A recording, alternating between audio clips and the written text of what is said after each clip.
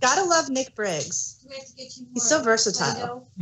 So the episode that I listened to, which was the third one, apparently has some Wolverine elements in it. You finally got to the plastic Josh. Yeah. Yeah. Which seems interesting to me because of okay, if he's sealing all of his bones off, okay.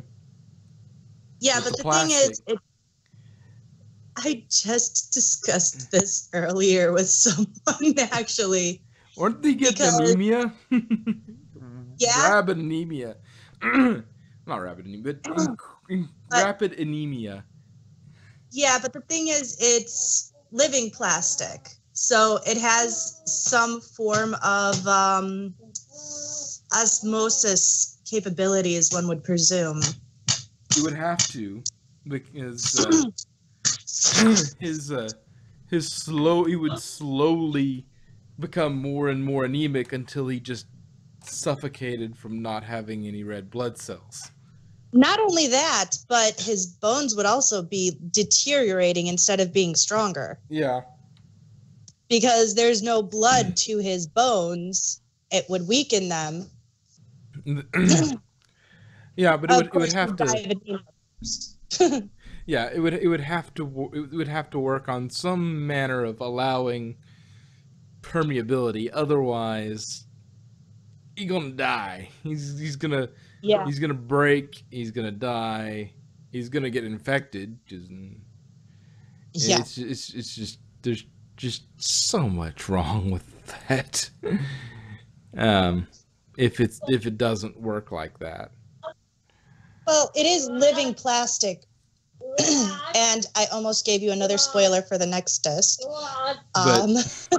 But yeah, what I find also interesting is, okay, so he was supposed to go and he didn't know what to do with the the virus. So Osgood loaded up the hollow emitter with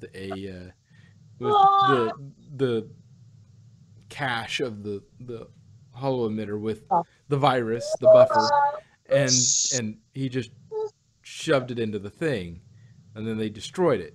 He's like, I want you, and then he gets sort of brainwashed and then told to fix it. He can't do that. He doesn't know how. Right. It's like, fix that. I didn't break it. Right? Much less, it's like, you clearly uploaded the virus. Yeah, but somebody else did it. Somebody else wrote the programming. It's like, it's like that was Osgood. Osgood did that. I didn't do that. So I can't really, I can't do that. I'm sorry, I can't.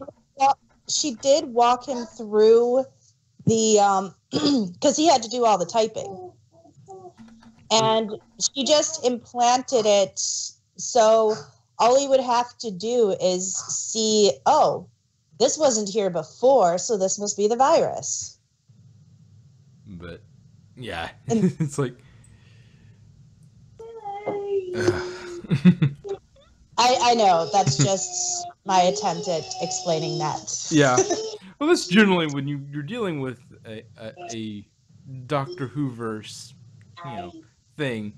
Generally, there's going to be some little glitch in it that you have to sort of, okay, well, you did that, and you did that, then this must be what. This is the only way that could work. Yeah. Just like reverse the polarity of the neutron flow. Neutrons aren't polar. Exactly. That's literally the only thing. Compared to protons, they have everything a proton has, except charge. Only they got different quark composition, but from an outside perspective, no charge. It's like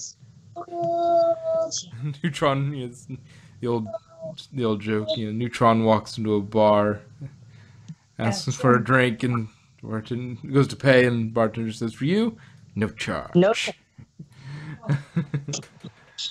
But Or Adam walks into a bar, says, "Hold on, I think I dropped an electron."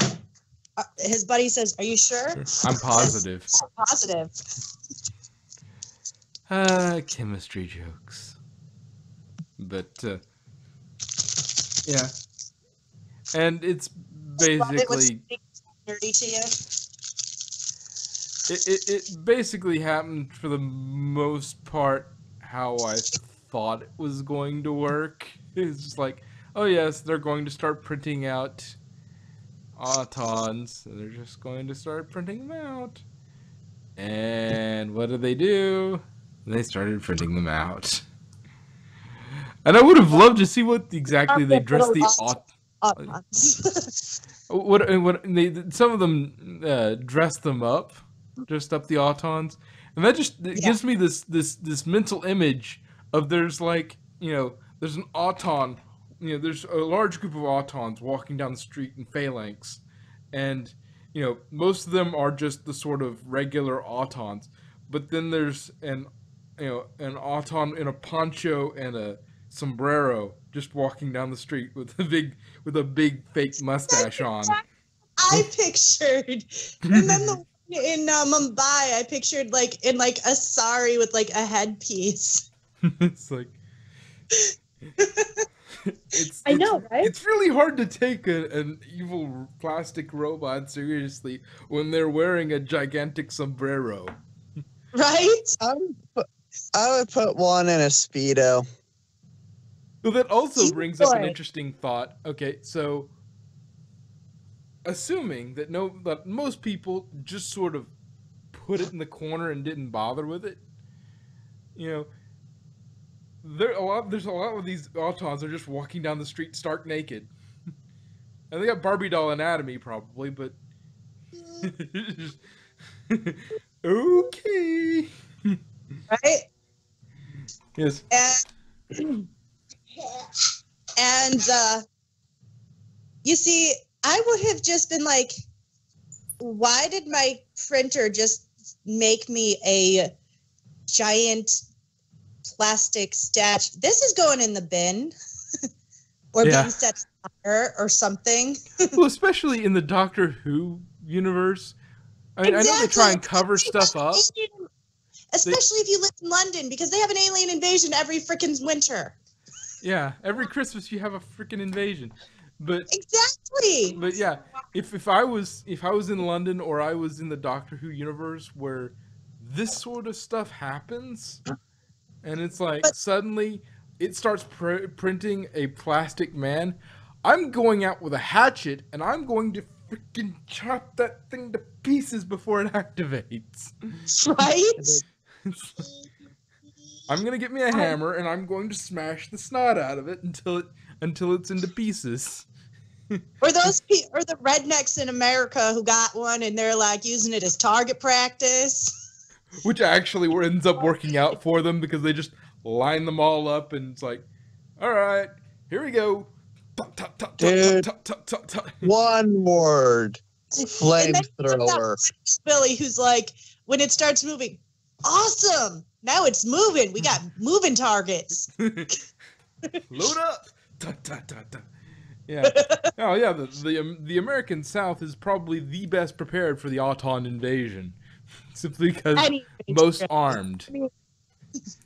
Any invasion, really. Well, yes, basically.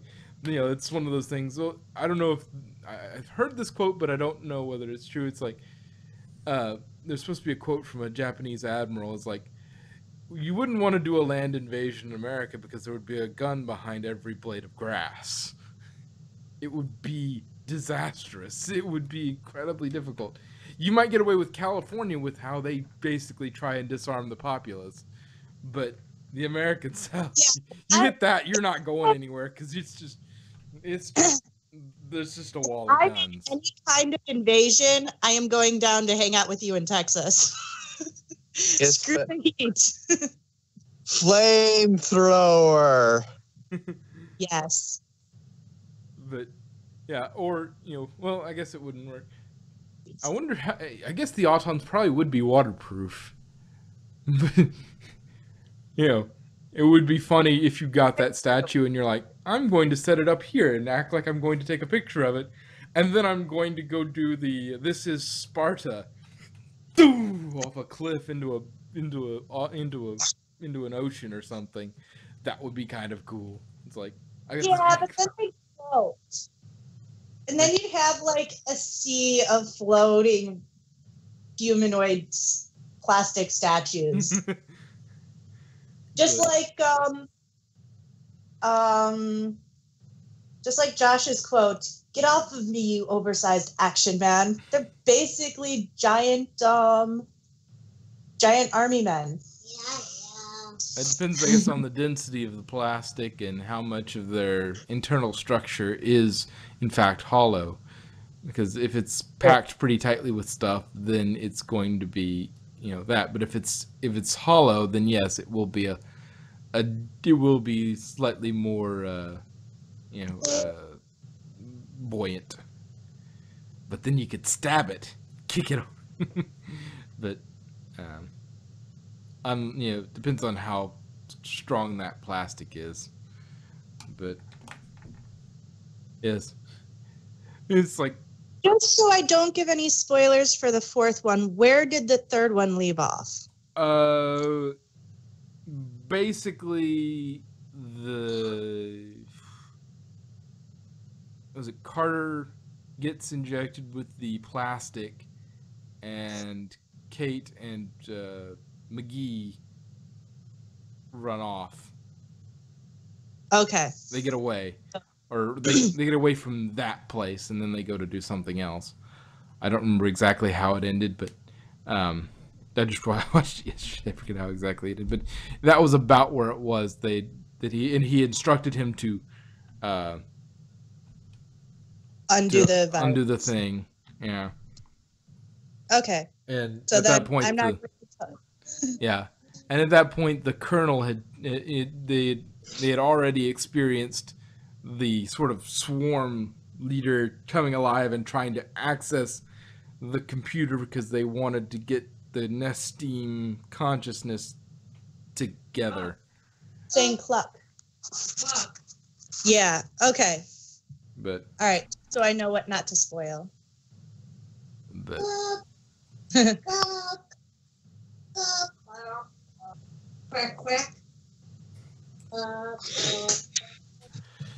Jack, what did you think of the episode? That's his new favorite word. Poo-poo? Is that what you think of the Autons? Yeah, you think the Autons are what? No? You don't like the Autons? You don't like the Nestine? Because they're plastic and mean? Okay. Oh, the it reminds me of, okay, we've had Cybermen versus Daleks, okay, and that was pretty sassy. That was kind of funny. Daleks do not do this. You have identified as Dalek. But or was that just a fan thing I saw? Anyway, so we've had Daleks versus Cybermen. What? Autons versus Cybermen. Oh, that would be pretty cool. Yeah, it's just a sheer numbers fight. It's an attrition warfare. They just sort of smash against each other until one of them dies, until you've killed enough of the other. But curious what if you pitted a Cyberman versus an Auton, what you would get out of that? Because Cybermen made out of metal, but also, from what it seems, more vulnerable to breaking down. And the Auton made of plastic, so easier to destroy as a whole, but less vulnerable they're also easier to rebuild. Yes, they're also easier to rebuild. You could just take a leg off of the if you got a scattering of autons and you blow the arm off of this one, blow the chest out on these few, and you're just like, oh, we have an arm. Thunk. Oh, there's a working chest, arm, leg, head. Okay, there's a good one. Go.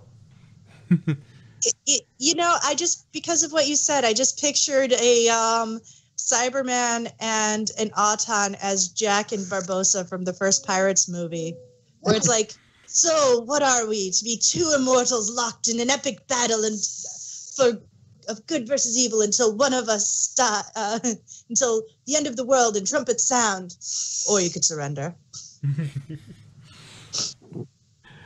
But yeah, it would, just that is a very interesting fight. A load of Autons, a load of Cybermen, all fighting. That would be an interesting twist. Is the Cybermen, a coincidental Cyberman invasion happens at the same time, and the Cybermen need to fight the Autons to gain control of the planet. So they're like, okay, first we have to go defeat the Autons, then we can go after the humans again. And it's like, okay. And they end up eliminating each other so much that there's only a handful of Cybermen left, and then Unit comes up and cleans them out. It's like, or some sort of human Cyberman alliance, temporary alliance, because there is logic in what he says. There is logic in what he says. But yeah, you are. But yeah, it's getting a bit off task of the of Bridgehead. But although, funny note, the one that's coming in May has Cybermen in it, at least as far as I've seen. The cast list, Nick Briggs is the Cyberman. Which, cool. Yeah, Nick Briggs is basically all the bad guys for Doctor Who. Yes, but will they be the Mondasian Cybermen or I don't know. The Silver Cybermen? I do not know, because all I know is the cast list. Yay, Sam's in it. Sorry. He wasn't in Encounters, so I was kind of sad, but he's in Cyber, so it's all good. He's in the one coming out in May. Yeah, but overall, I guess last thoughts on it. I mean, it's obviously we're getting towards whatever trickery they're gonna pull on the Autons is going to happen rather quickly, because things have gotten to Empire the Empire Strikes Back sort of place, where it's the middle act, where things are starting to get rough, things are starting to get tense, and then the next act is them, haha, you activated my trap card. and then the falling action and the sort of cleanup. Yeah. Like I said, I don't want to spoil anything. But yeah. But I'll be good and avoid spoilers. I mean, the biggest spoiler is the good guys win, because, good guys always win. Of course. Unless it's in an alternate dimension or in a dream. Alternate timeline. Alternate dimensions usually get blown up at the end. I mean, have you seen the Third Doctor episode Inferno? If not, you really should. I have not. But you really should. Generally, it's either alternate dimension, alternate timeline that gets resolved out of itself, or it's a dream. So, generally speaking, if a major character dies, generally speaking, in like Doctor Who or The Next Generation or something, 9 times out of 10, it was a dream, an alternate timeline, or some sort of fake Or it was out. Adric. Yeah, but Had to say that. Or it was Adric. but yeah, each yeah, and that works for any Star Trek, any Doctor Who, any of that. It works Yeah. for all of them. It's like major character died, the Orville, same thing. Major character died. This is a dream, or a hollow novel, a hollow novel simulation, or a alternate timeline, or alternate dimension. It's like, yes, okay, this all Well, goes I through. mean, there are shows that break that rule, like Game of Thrones, where everybody dies. Well, yeah, but I'm talking about the science fiction that's not that's a little lighter, and that goes towards the sort of younger audience. Generally, generally goes like that, because Doctor Who, from what I understand, in the UK, is basically that's a childhood. That's what you grew up on. That's And I guess technically the Doctor keeps on dying. yeah. Well, it's basically beans on toast and Doctor Who. Hey, don't forget don't forget Red Dwarf. I know lots of my British friends who are like obsessed with Red Dwarf. Well, Even though I'm not sure how, since that hasn't been on the air in years. I don't know. Actually, it is on the air. They have a new season or something. They have like a new series of Red Dwarf. Okay. Well, I was not aware of that. It's cold outside and there's no kind of atmosphere. Even though I've not seen any of like the new Doctor Who yet, there's one thing I'm disappointed about. I want Missy. I know. I love Missy. I really, it would have been awesome for Missy to meet the new Doctor. She's like, why, hello. But, right? Yeah. I mean, yeah, and it'll be still a while yet, but it'll probably fall before we get another dose of the Doctor. Yep. Yeah. But, and at that point, we can start making judgments on how good or bad Whittaker is, because then we'll actually have datum. What kind of Doctor she'll be. And I think you're right about the what we've said before. It's going to be trying to be a sort of Tennant, not quite as silly as 11, not quite as grumpy as 12, but sort of in the middle, a little cheeky, a little fun, but otherwise not too far one way or the other. A nice balance.